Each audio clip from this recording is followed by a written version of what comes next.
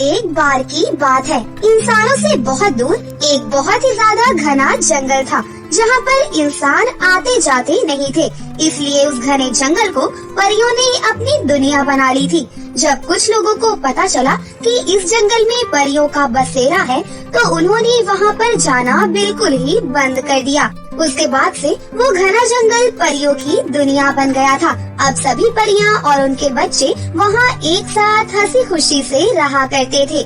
जैसा कि इंसानों की दुनिया में इंसान अपनी जिंदगी व्यतीत करते हैं, वैसे ही परियां भी अपनी जिंदगी व्यतीत करती थी।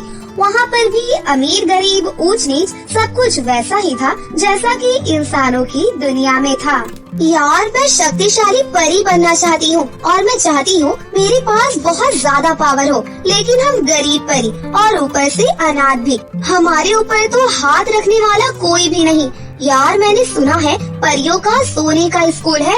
उस स्कूल के अंदर तरह तरह की शक्तियाँ सिखाई जाती हैं, नई नई विधि सिखाई जाती है, और जो परी पूरे स्कूल में टॉप करती है उसे शक्तिशाली परी बना दिया जाता है। लेकिन परियों के सोने के स्कूल में जाने का तो हमारा सपना सपना ही रह जाएगा। हम गरीब सिर्फ सपना ही देख सकते हैं। हाँ, सुना तो मैंने भी ऐसा ही है। और तुम्हें पता है परियों का सोने का स्कूल कितना ज्यादा शानदार है, और वहाँ पर सर्वश्रेष्ठ शक्तिशाली परी टीचर आई हैं परियों को शिक्षा देने के लिए। लेकिन सोने के स्कूल में सिर्फ अमीर परियां ही पढ़ सकती हैं, हम जैसी गरीब नहीं। लेकिन मेरे पास एक आइडिया है, हम परियों के सोने के स्कूल में जा सकते हैं। निशा परी, ये तुम क्या कह रही हो? परियों के सोने के स्कूल में ना, और हम जैसे गरीब पढ़ने जा सकते हैं? कभी नहीं। मीरा परी ने बिल्कुल ठीक कहा, हम सिर्फ वहाँ जाने का सपना ही देख सकते हैं, सोच सकते हैं, लेकिन जा नहीं सकते। और तुम्हारे पास कोई ऐसा आइडिया होगा ही नहीं जिससे हम सोने के स्कूल में पढ़ने जा सकते हैं। तुम्हें नहीं पता कितने सारे सोने के सिक्के देने पड़ते हैं वहाँ पर जाने के लिए। अरे यार रितिका परी, तुम हमेशा बीच में कूद पड़ती हो, पूरी बात तो सुनती नहीं हो। मैंने कहा मेरे पास एक आइडिया है, सुन तो लो। अगर अच्छा लगे तो उस पर काम करेंगे, अगर नहीं तो फिर सोने के स्कूल में जाने का सपना ही देखते रहेंगे। ठीक है? निशा परी, तुम रितिका परी की बातों का बुरा क्यों मान जाती हो? तुम्हें पता तो है ना इसकी कैसी आदत है। चलो मुझे अपना आइडिया बताओ, क्या पता तुम्हारा आइडिया काम ही कर जाए और हम भी सोने के स्कूल में पढ़ने जाने लगे। अगर ऐसा हो गया तो हमारी तो लॉटरी ही निकल जाएगी। मैं तो रात दिन पढ़ाई करूँगी, क्योंकि मुझे शक्तिशाली परी बनना है और पावर हासिल करनी है।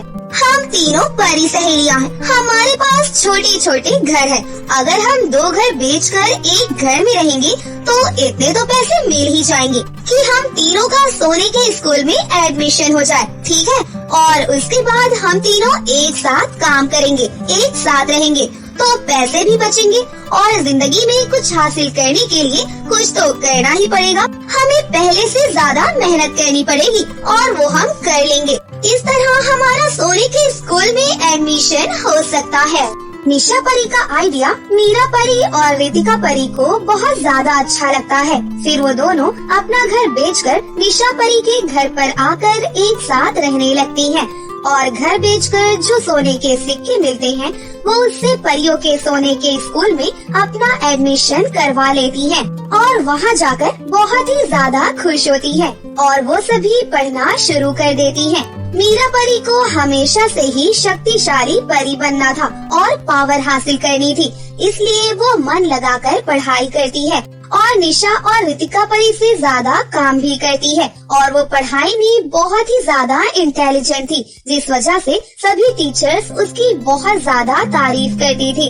और वहीं दूसरी तरफ निशा परी और रितिका परी वो तो भूल ही जाती है कि उनका क्या सपना था और वो सोने के स्कूल में क्या करने आई थी। वो यहाँ आकर अमीर अमीर परियों से दोस्ती करती हैं और उनके साथ घूमती फिरती हैं। ऐसा करने से मीरा परी को बहुत दुख होता है और एक दिन वो अपनी दोनों सहेलियों से कहती है, निशा परी, रितिका परी, तुम दोनों ये छुट्टी हो जाने के बाद कहाँ चली जाती हो?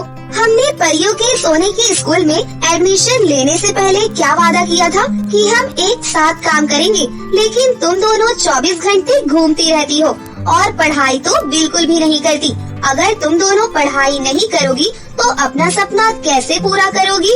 अरे यार मीरा परी, हमें क्या पता था कि परियों के सोने के स्कूल में जाकर हमें इतनी अमीर परी दोस्त मिल जाएंगी। यार तुझे पता है उनका घर महल की तरह होता है और उनके यहाँ हमारी तरह रूखा सूखा नहीं खाते, अलग अलग तरह के पकवान बनाए जाते हैं। उनके साथ दोस्ती करना, उनके साथ घूमने का अलग ही मजा है। अब हमें पढ़ाई नहीं करनी। और हमें क्या पता था कि सोने के स्कूल में इतनी ज्यादा पढ़ाई करनी पड़ती है। यार हम तो पढ़ कर पागल ही हो जाएंगे। निशा परी, रितिका परी, मैं पढ़ाई भी करती हूँ, काम करने भी जाती हूँ और घर आकर खाना भी बनाती हूँ। हम तीनों दोस्त हैं, एक दूसरे का हाथ बटाना चाहिए। अगर मैं ही सारा काम करूँगी तो मैं पढ़ाई के लिए समय कैसे निकालूंगी?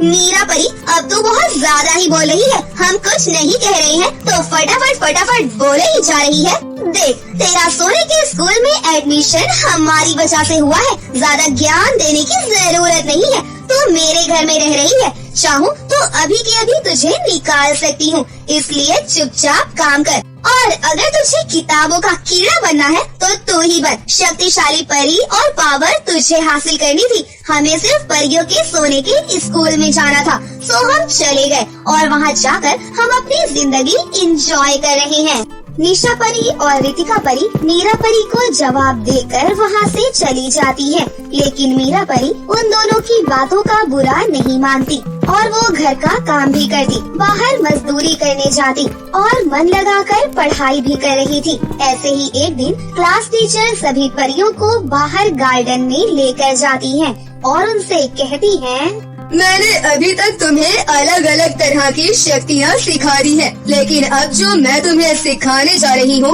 वो बहुत ही ज्यादा खतरनाक और शक्तिशाली विधि है। और हाँ, मेरी बात सभी परियां कान खोल कर सुन लो। ये मंत्र मैं सिर्फ एक ही बार बोलूंगी, क्योंकि ये मंत्र सिर्फ एक ही बार बोला जाता है, लेकिन ये मंत्र बहुत ही ज्यादा शक्तिशाली है। ध्यान से सुनना, ठीक है?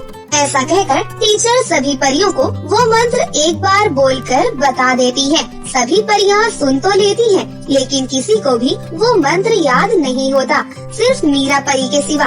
उसके बाद वो टीचर एक एक कर परियों को अपने पास बुलाती हैं और उनसे कहती हैं, देखो, सामने तुम्हें वो पहाड़ नजर आ रहा है, उसके पीछे समझो एक खतरनाक चुड़ैल है जिसने हम सभी परियों के ऊपर हमला कर दिया है। लेकिन उस पहाड़ को हटाना आम परियों के बस की बात नहीं है। लेकिन अगर तुमने मंत्र याद किया होगा तो तुम एक विशाल परी बन जाओगी और उस पहाड़ को आसानी से तोड़ दोगी और उस चुड़ैल से भी सामना कर पाओगी। चलो जल्दी से उस पहाड़ को तोड़ो, चुड़ैल से हम सभी परियों को बचाओ। सभी परियां कोशिश करती हैं, लेकिन कोई परी बिल्ली बन जाती है तो कोई कौवा और बंदरिया बन जाती है तो किसी परी के हाथ में आग लग जाती है। ये सब देखकर क्लास टीचर को बहुत गुस्सा आता है, क्योंकि वो सभी गलत मंत्र पढ़ रही थी। फिर टीचर अपनी शक्तियों से उन्हें दोबारा से परी बनाती है और उन सभी परियों को बहुत ही ज्यादा सुनाती है। ठीक है, लगता है तुमने मेरी नाक काटने का फैसला कर ही लिया है। तुम्हें पता है ना, परियों की रानी परी आ रही है और वो इस साल तुम सबकी परीक्षा लेने वाली है। लेकिन मुझे नहीं लगता कि तुम में से कोई भी रानी परी की परीक्षा में पास हो पाएगी। अभी तक परियों के सोने के स्कूल में किसी ने भी टॉप नहीं किया, लेकिन लगता है इस साल तो कोई टॉप करना तो बहुत दूर की बात, कोई पास भी नहीं होगा।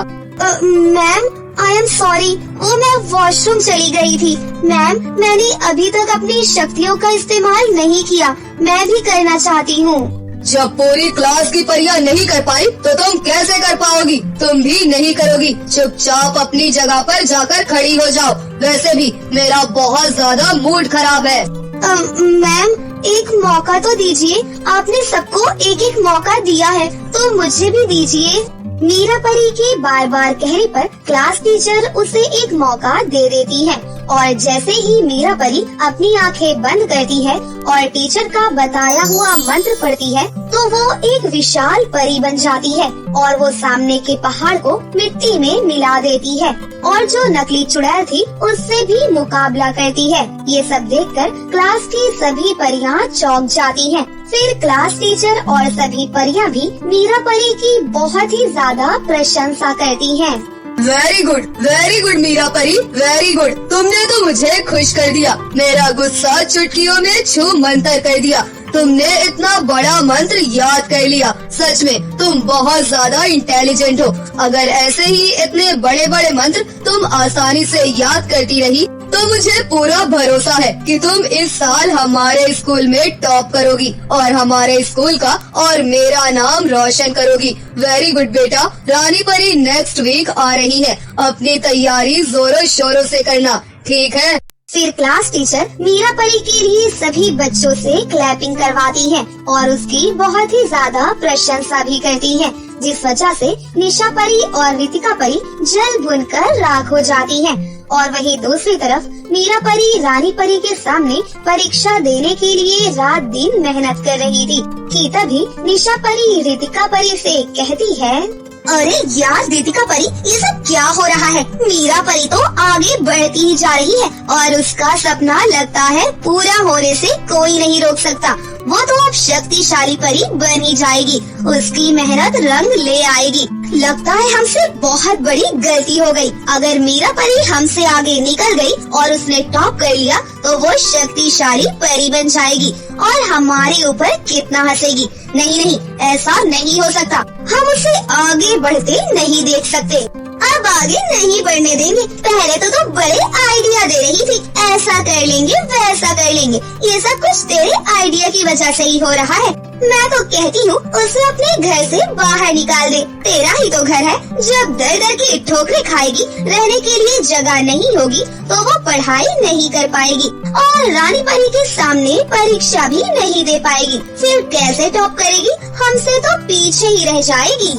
दोनों परियां मिलकर बेचारी मीरा परी को पढ़ाई करने से रोक रही थी ताकि वो परियों के सोने के स्कूल में टॉप ना कर सके और वो शक्तिशाली परी ना बन सके। घर का सारा काम खत्म कर जब मीरा परी पढ़ाई करने बैठती है तो रितिका परी और निशा परी उसकी सारी किताबों को लाकर उसमें आग लगा देती है। फिर उसका हाथ पकड़कर उसे घर से निकाल देती है कि तभी मीरा परी उनसे कहती है, ये तुम दोनों ने क्या किया? मेरी किताबें क्यों जला दी? मेरे पास किताबें खरीदने के लिए पैसे भी नहीं है।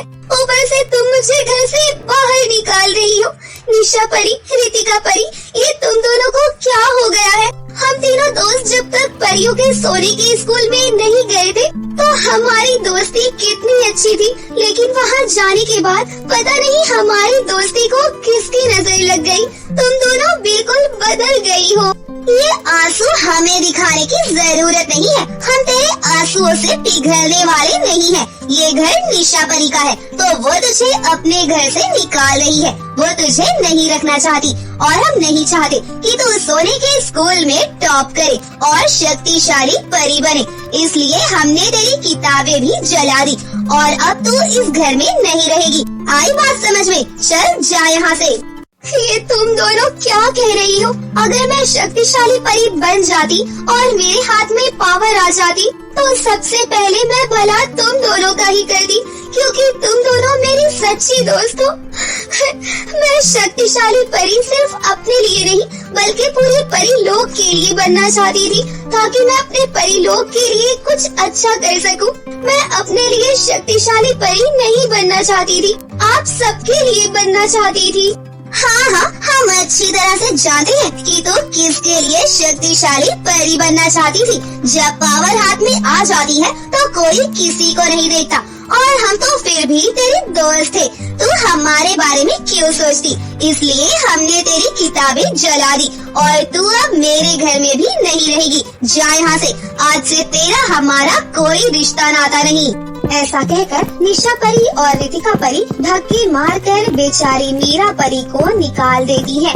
मीरा परी रोते हुए वहाँ से चली जा रही थी क्योंकि उसके पास रहने के लिए छत नहीं थी और पढ़ने के लिए किताबें भी नहीं थी। लेकिन वो हार नहीं मानती। वो किसी न किसी तरह अपनी पढ़ाई का बंदोबस्त कर ही लेती है और वो जंगल में एक पेड़ के नीचे रहना शुरू कर देती है। रानी परी की परीक्षा होने में सिर्फ एक ही दिन बाकी था। निशा परी और रितिका परी खुशी खुशी स्कूल जा रही थी, क्योंकि वो अच्छी तरह से जानती थी कि मीरा परी स्कूल नहीं आ पाएगी और वो अगर आ भी गई तो रानी परी की परीक्षा में पास नहीं हो पाएगी। लेकिन तभी रास्ते में एक खतरनाक चुड़ैल उनका रास्ता रोक लेती है। क्यों प्यारी परियों, कहाँ जा रही हो? ठहरो, मुझे तुम्हारा शिकार करना है। कब से मैं तुम्हारी तलाश में थी, लेकिन मुझे तुम्हारा परी लोग मिल ही नहीं रहा था, लेकिन अब मुझे मिल गया। पहले मैं तुम्हारा शिकार करूंगी और उसके बाद सभी परियों को खाऊंगी। आ जाओ, मेरा शिकार बन जाओ।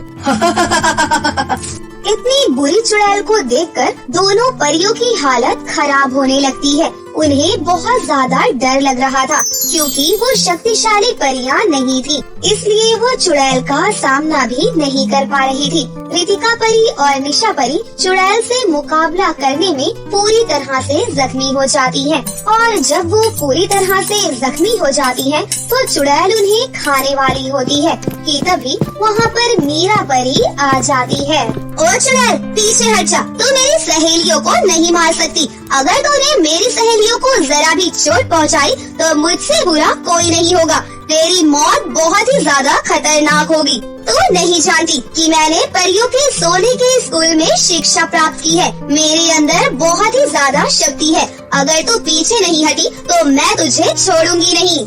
चुड़ैल पीछे नहीं हट रही थी, ऊपर से वो सबका मजाक बना रही थी कि तभी मीरा परी अपनी शक्तियों का इस्तेमाल करती है और एक विशाल परी बनकर चुड़ैल के टुकड़े टुकड़े कर देती है और उसे आग में जलाकर राख कर देती है। रितिका परी और निशा परी मीरा परी के पास आती है और उससे माफी मांगती है।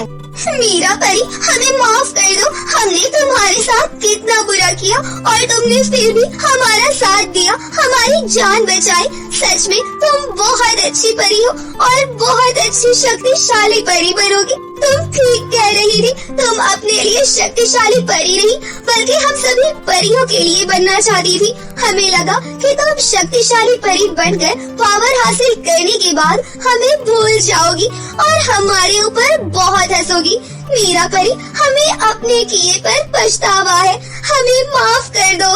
हाँ मीरा परी, मुझे भी माफ कर दो। तुम दोनों को अपने किए पर पछतावा है, इसलिए मैं तुम दोनों को माफ कर देती हूँ, लेकिन तुम्हें मुझसे वादा करना होगा कि तुम पढ़ाई करोगी और हमेशा अच्छे काम करोगी। चलो जल्दी से स्कूल चलती हैं। रानी परी की परीक्षा होने में थोड़ा ही समय बाकी है। अगर परीक्षा नहीं हुई तो मैं शक्तिशाली परी नहीं बन पाऊंगी और मेरा सपना सपना ही रह जाएगा। चलो जल्दी से चलती हैं। मीरा परी अपनी दोनों सहेलियों को माफ कर देती है और तीनों सहेलियां मिलकर जल्दी से परियों के सोने के स्कूल में जाती हैं और वहां जाकर मीरा परी रानी परी की परीक्षा देती है और वो परीक्षा में पास हो जाती है कि तभी रानी परी मीरा परी से कहती है, मीरा परी, वेरी गुड, तुमने तो हमारे स्कूल का नाम रोशन कर दिया। अब ये परियों का सोने का स्कूल और भी ज्यादा शक्तिशाली हो सकता है, सिर्फ तुम्हारी वजह से। तुमने पूरे स्कूल में टॉप किया है, इसलिए तुम्हें ताज पहनाया जाता है। अब तुम सभी परियों की देखभाल करोगी और तुम्हें नागमणि का भी प्रयोग करने का अवसर मिलेगा। अब तुम शक्तिशाली परी बन चुकी हो। रानी परी के मुंह से ये शब्द सुनकर मीरा परी बहुत खुश होती है, उसका सपना पूरा हो जाता है। वहीं रितिका परी और निशा परी भी अपनी दोस्त के लिए बहुत ज्यादा खुश होती है और उसके लिए दिल से क्लैपिंग करती है और अब मीरा परी शक्तिशाली परी बनने के बाद बहुत ज्यादा खुश थी। फिर वो अपने दोस्तों के साथ एक हंसी खुशी जिंदगी व्यतीत करती है और सभी परी लोग वासियों के लिए अच्छे अच्छे काम करती है और अगर कभी कोई बुरी शक्ति आ जाती तो अपनी जान की परवाह किए बिना उसका डटकर सामना भी करती है।